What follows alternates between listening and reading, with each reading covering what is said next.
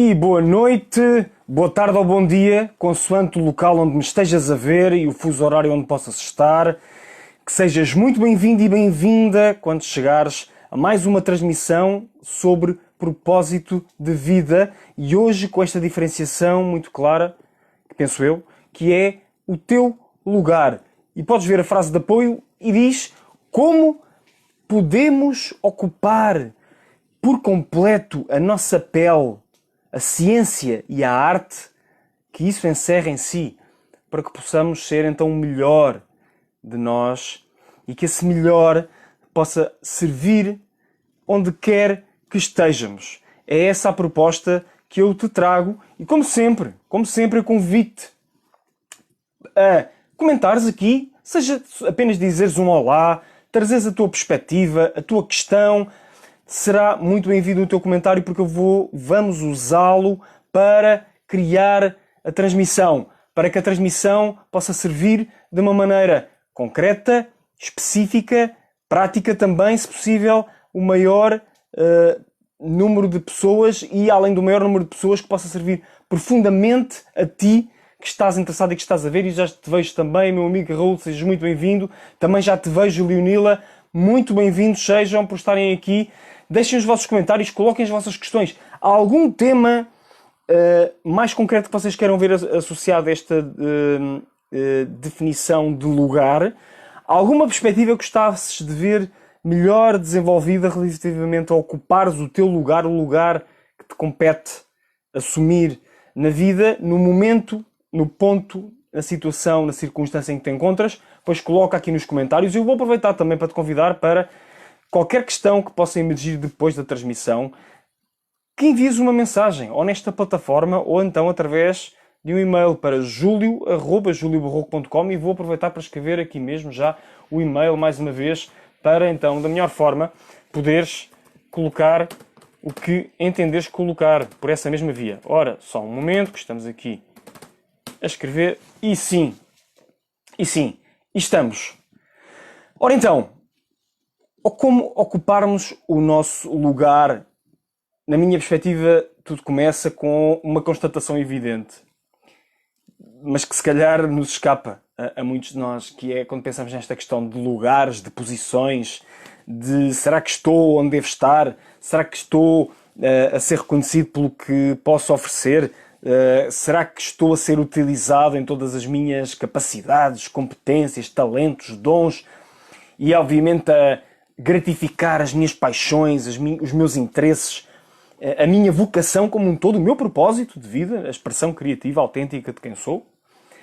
Pois tudo começa, na minha perspectiva, por considerarmos o lugar que somos e o lugar que, por direito de nascimento, por dom, se quiseres, ou por dádiva, recebeste, que é precisamente esta constituição biopsíquica a que chamamos corpo, emoções, mente, espírito, que nos foi oferecida e que temos para ocupar todos e quaisquer lugares que a vida e que a nossa própria iniciativa, a nossa própria persistência, preparação, determinação, audácia, porque não, pode nos permitir alcançar no mundo das organizações, das atividades, o que seja. E, portanto, essa é a primeira questão. O que é que temos e que levamos para ocupar então esses lugares mais mundanos, por assim dizer, na vida, nas organizações, nas profissões, a partir daquilo que já somos? O quão confortáveis estamos na nossa pele? Quão confortável é a nossa relação com o nosso corpo, com os nossos pensamentos, com as nossas emoções, com os nossos sentimentos, com a nossa maneira de ver o mundo, com aquilo que achamos que o mundo é ou deve ser?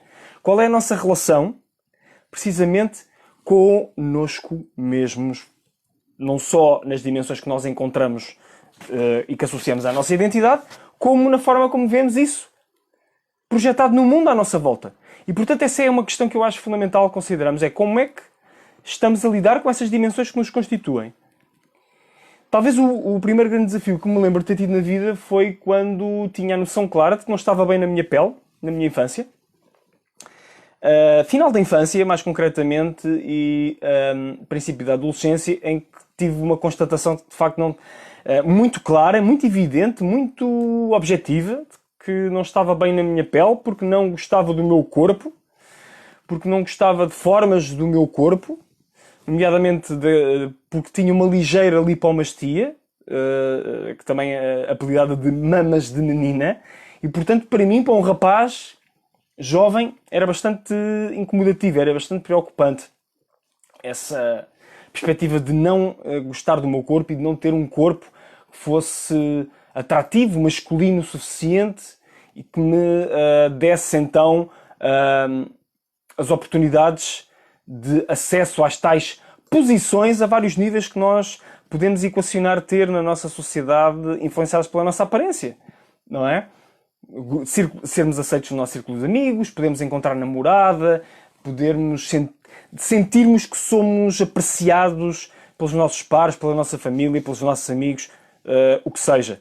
E portanto esse foi o primeiro grande desafio que eu tive de encarar, foi de uma condição que não me fazia sentir bem no meu corpo, e eu não sei se tiveste alguma situação semelhante. Queres partilhar alguma situação semelhante que tenhas tido? Podes deixar aqui nos comentários qual foi a situação que tu achas que ao longo da tua vida te fez ou te tem trazido mais desafios de estar no teu lugar. Pode já ter sido passada, pode ser presente, ou podes antever que venha a acontecer no futuro em termos daquilo que possas perspectivar para uma mudança que esteja prestes a acontecer na tua vida. E então esta insatisfação, esta inadequação de não estar bem na minha pele acabou por ser uma alavanca que me levou a procurar resolver essa situação, e foi a minha primeira atividade deliberada que me devolveu um sentimento de investimento profundo em algo.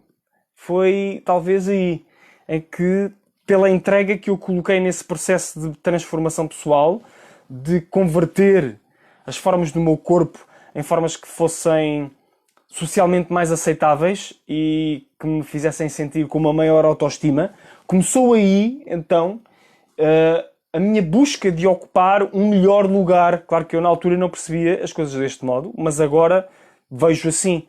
Começou aí a minha busca por encontrar um lugar que me representasse. E vejo agora aqui a tua questão ou o comentário, Leonila. Deixa-me cá ver. Ora, muito bem. Penso que todos passamos por um desses momentos de desconforto na nossa pele, homem ou mulher, sem dúvida. E facto é também que muitos de nós não ultrapassam até muito tarde. Quantas vezes não olhamos para fotos de nós anteriormente e pensamos como é que na altura eu achava que não era bonita, magra, etc. o suficiente. Com certeza, com certeza. E dou-te completa razão, porque uma das constatações que eu tenho feito ao longo da vida é que várias das pessoas, para não dizer a maioria das pessoas, com maiores vantagens, com maiores bênçãos que a vida lhes deu a esse nível, são muitas das vezes aquelas que mais dificuldades têm em aceitar então esse lugar primordial que é a combinação corpo, emoções, mente e espírito com que fomos dotados, não é? Essa combinação de ativos e de recursos próprios que depois vão servir para nós, com a nossa persistência, com a nossa determinação, paciência, visão, estratégia, compromisso reiterado, podermos então ajustar, ampliar, aperfeiçoar, sublimar, se quisermos também, outra palavra, que é transcendermos então essas mesmas dimensões de identificação para nos conectarmos a outras que importem mais e que possam de facto fazer a diferença à medida que amadurecemos para o contributo que queremos dar na vida e porque não ao mundo. E o mundo podemos defini-lo num sentido abstrato. Dar um contributo significativo ao mundo pode simplesmente ser sermos um excelente amigo ou uma excelente amiga, ou educarmos muito bem uma criança, ou desempenharmos muito bem uma função, por mais humilde que essa função seja. Que é outra das dimensões fundamentais de sabermos ocupar bem o nosso lugar. É façamos o que façamos. Podemos estar numa reunião com um CEO, podemos estar a lançar um empreendimento classificado como grandioso, podemos estar a lavar a louça ou a varrer o chão. Nada é demasiado grande ou pequeno para nós para merecer o nosso melhor, para merecer também a coragem da lucidez de olharmos para aquilo que a situação nos pede e para aquilo que nós estamos a ser capazes de colocar nela e fazer a reflexão do ajuste e perceber o que é que pode ser melhorado, quando, eventualmente, como é que o posso melhorar e ter a paciência de esperar quando as respostas não surgem imediatamente. Ter a paciência de ficar com o desafio, ter a paciência de ficar sem fugir. A persistência de encarar, então, essa posição onde estamos e perceber o que é que podemos fazer para que possa nos refletir cada vez melhor e que para que na dimensão externa, na dimensão mundana, se quiseres, na dimensão exterior, visível da vida, possamos também ajustar aquilo que estamos a dar cada vez mais àquilo que é o nosso ideal, ao ideal daquilo, da pessoa que gostaríamos de ser, ou do contributo que gostaríamos de dar, que são absolutamente indissociáveis, e nós sabemos que a pessoa que nós somos é absolutamente determinante para aquilo que fazemos e, por sua vez, se de facto estamos a respeitar a ordem natural da vida, então isso vai ser a influência decisiva sobre aquilo que temos. E então a articulação destas dimensões entre o ser, fazer e o ter é essa a arte. A arte é sabermos navegar entre estes vários níveis sem perdermos a nossa própria capacidade de não nos identificarmos com eles, ao mesmo tempo comprometermos profundamente com o que está a ser feito. E, portanto, é uma espécie de um paradoxo, é uma dança, como se fosse o símbolo do Tao, não é? Entre o Yin e o Yang, entre aceitar e ativar, entre iniciar e receber, entre ser proativos e saber esperar e ter paciência, e é nessa dança que a vida avança. É nessa dança que a vida avança, acredito eu. Está a rimar, mas é assim que acontece.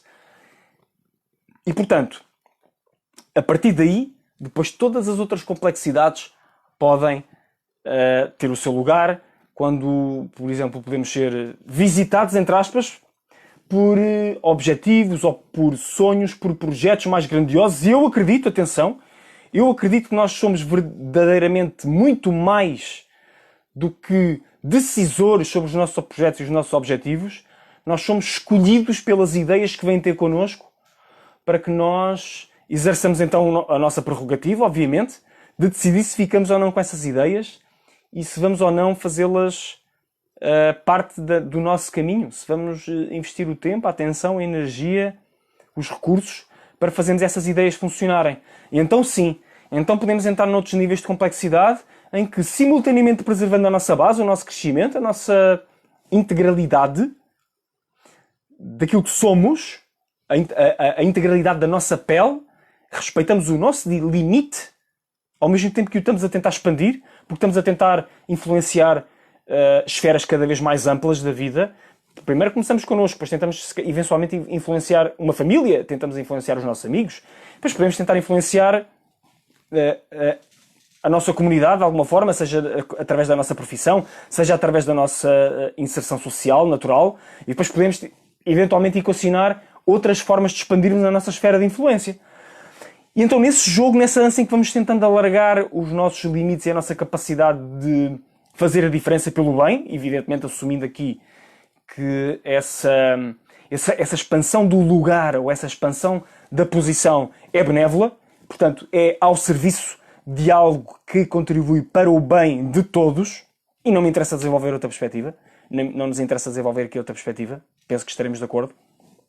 Então, podemos entrar por todo um leque de definição, caracterização dos lugares, das posições que queremos ocupar, de percebermos qual é a nossa relação com o conjunto de competências, de conhecimentos, de saberes que temos de dominar para poder ocupar bem essas posições e com qual é a nossa relação com as áreas adjacentes. Qual é a nossa relação, por exemplo, com a hierarquia, com o princípio da hierarquia? É uma relação muito difícil no desenvolvimento humano, na minha opinião. Parece que há muita gente que não consegue entender que a hierarquia encontrou um papel muitíssimo importante em tudo na vida e que esse papel não irá mudar, independentemente das formas de expressão dessa hierarquia hoje em dia poderem ser questionáveis, e são. Muitas das vezes nós sabemos que simplesmente existem pessoas que não estão à altura dos lugares que ocupam, que não têm as competências e não têm a ética necessária para ocupar estes lugares, mas mesmo assim ocupam-nos. Mas isso não é motivo para nós invalidarmos as hierarquias por si só. Esta é a minha perspectiva. Nós podemos é pensar como é que podemos ocupar as hierarquias atendendo a um conjunto de princípios, a um conjunto de virtudes que respeitam a ética e que respeitam a competência. Unem as duas e que, na realidade, fazem então um todo, e é esse todo que vai juntar os conjuntos de competências que nós precisamos para ocupar uma determinada função com as competências, não só a nível técnico, mas a nível relacional, a nível humano, a nível estratégico, a nível tático, a nível de percepção do que é que acontece no ciclo de manifestação desse projeto, etc, etc, etc. E então podemos começar a tornar a nossa busca do nosso lugar, da nossa posição, à medida que vamos amadurecendo e queremos aumentar o nosso impacto, vai ser uma busca mais complexa. E necessariamente vamos tendo de integrar elementos que antes não estavam, noutros momentos dessa mesma busca. Os momentos da busca, quando eu tinha para fazer algo diferente com o meu corpo, para deixar de ter as tais mamas de menina, a lipomastia, são completamente diferentes do tipo de busca que eu tenho agora. O tipo de perspectivas e de visões e de conjuntos de competências que eu considero relevantes adquirir, obviamente tiveram de alterar significativamente. Já não é só moldar um corpo, saber que exercícios fazer, como me alimentar, como descansar, hidratar, que práticas desportivas escolher, que tipo de colegas procurar, etc, etc. Mas outras, de o que é que eu faço e o que eu penso, aquilo que eu sinto, a forma como eu interajo com as pessoas, de que forma é que isso alavanca o melhor nas pessoas, alavanca o teu melhor, que estás a ver, por exemplo, de que forma é que os ângulos que eu trago, as perspectivas que eu trago, simultaneamente respondem às tuas necessidades e ao mesmo tempo te podem, talvez, desafiar, a ver as coisas de um ângulo um pouco diferente. De que maneira é que posso simultaneamente aprender com o que está a acontecer aqui, como é que posso incluir os teus conteúdos para criarmos algo em conjunto, porque assim é que faz sentido, porque na realidade é assim que é a experiência de transformação. Se eu quero ajudar-te ou facilitar que tu tenhas uma transformação, então esta transmissão deve ser uma plataforma para tu fazeres a tua própria ownership ou propriedade do processo e poderes usar isso para ajustar e para alavancares o teu processo e levares o teu processo mais além. E claro, obviamente, se decidires incluir outro tipo de ajudas nas quais eu possa ser protagonista, ou qualquer outro profissional de desenvolvimento humano, ou através da leitura de livros, fazer cursos online, o que seja, que possas então fazer isso a partir de uma posição mais empoderada do que aquela que tinhas antes de veres esta transmissão. E portanto já estás aqui a ver que apenas só um raspar ao de leve na forma como nós vamos procurando alcançar as posições e os lugares que então respeitam essa dimensão da conjugação ética e de competência, e de competências que penso que é fundamental podermos de facto ampliar para podermos de facto construir um mundo melhor. Como os gregos antigos diziam, é juntar o ethos, ao pathos, ao logos. A ética ao caminho, à forma de caminhar e ao conhecimento sobre o caminho, à forma como o perspectivamos e também ao propósito. O logos também é a palavra para propósito, para o conhecimento sobre a nossa identidade que nos devolve ao entendimento da nossa função, e essa função, obviamente, ativada numa posição, produz então os resultados que nós esperamos, nós desejamos, e que os outros, por definição, beneficiam e podem fazer o mesmo com esses resultados. E, portanto, a questão fundamental aqui a percebermos é como é que podemos ir dançando com a vida à medida que vamos crescendo, à medida que vamos tendo novos interesses, à medida que vamos libertando novas etapas do viver, à medida que vamos amadurecendo, à medida que mudamos de posição, à medida que mudamos de função. Nós desempenhamos vários papéis, também já vimos isso noutras transmissões, porque nós podemos ter a necessidade de ocupar muito bem o lugar de pai, o lugar de mãe e também o lugar de filho, ou o lugar de amigo, ou o lugar de companheiro de vida, seja de esposo, ou de namorado, ou namorada, ou de consultor, já passando para os negócios, ou de engenheiro, ou de arquiteto, o que seja, qualquer posição. E é natural que se estamos a ocupá-la então com essa totalidade, de fazermos o nosso melhor para nos colocarmos ao serviço nas posições que estamos a desempenhar, então é natural que nós vejamos uma montanha para escalar, que nós vejamos um topo, nem que seja teórico, a que gostaríamos de chegar. E muitas vezes pode ser prático. Podemos equacionar que gostaríamos de chegar a chefe da nossa divisão de produto. Ou que gostaríamos de chegar a CEO da empresa. Ou que gostaríamos de chegar ao ponto de lançar o nosso próprio negócio, a nossa própria atividade. Fundar um projeto que pudesse, de facto, satisfazer uma necessidade no mundo que não está a ser satisfeita até agora, ou que pode ser satisfeita de uma melhor forma. Ou de forma mais eficiente, com menos recursos para atingir o mesmo resultado, ou então de uma forma mais produtiva, mais eficaz, atingir mais resultados com os mesmos recursos ou até menos. E podemos conjugar aqui várias dimensões. E, portanto, o que é que seria isso para ti agora? Ocupares verdadeiramente o teu lugar. E, portanto, a nível desta questão da hierarquia, eu queria voltar só a um ponto. Pode ser útil nós estudarmos, entendermos, para já, o próprio conceito de hierarquia, e irmos estudar um pouco sobre isso, em termos de uma forma neutral, uma forma que vá além das falhas que têm havido nos exercícios das hierarquias que a gente conhece ou que assiste nos vários níveis da nossa vida, seja na sociedade, na família, na empresa, onde seja, para pensarmos na hierarquia de uma forma mais lata, para podermos ser participantes daquilo que eu gosto de chamar de hierarquias regenerativas, que são hierarquias que fundamentalmente se baseiam então na capacidade de servir. Quem tem mais capacidade de servir deve ter mais responsabilidades, deve então ocupar posições mais favoráveis para exercer essa mesma responsabilidade, ponto número 1. Ponto número 2, como podemos deixar o lugar que ocupamos melhor do que aquilo que o encontramos. São 2 pontos fundamentais para considerarmos o princípio de hierarquia da melhor forma. E um terceiro, se quisermos, é entendermos que a distribuição de energia, a distribuição de poder, a distribuição de recursos e a forma como se cria e se gera cultura, seja nas organizações, seja numa família, seja entre amigos, seja num relacionamento, e para tocar apenas em alguns aspectos muito fundamentais, de uma forma muito resumida, para depois tu alavancares e escalares ou eventualmente me colocares uma questão, se entenderes que assim o deves fazer. São pontos que nós devemos ter em consideração então para fazermos a diferença cada vez da melhor forma. E pelo princípio da meritocracia, que é um princípio que eu acho que é fundamental associarmos à questão da hierarquia, então nós podemos pensar na famosa frase best man ou best woman for the job e pensar que há determinadas dimensões de considerar o que é melhor que nós próprios também podemos aprender a incluir nas nossas considerações. E isto faz-me lembrar sobre um dos tratamentos que eu vi maravilhosamente dados ao princípio da hierarquia, que é outra forma também de trabalharmos aquilo que podemos chamar do princípio da evolução, é reconhecer que as posições que ocupamos, à medida que acrescem em responsabilidade e também, obviamente, em prestígio, em poder, em recompensas associadas, devem derivar dos méritos, devem derivar precisamente daquilo que já está integrado nas pessoas, do desenvolvimento que já alcançaram e de forma é que puseram esse desenvolvimento ao serviço dos outros.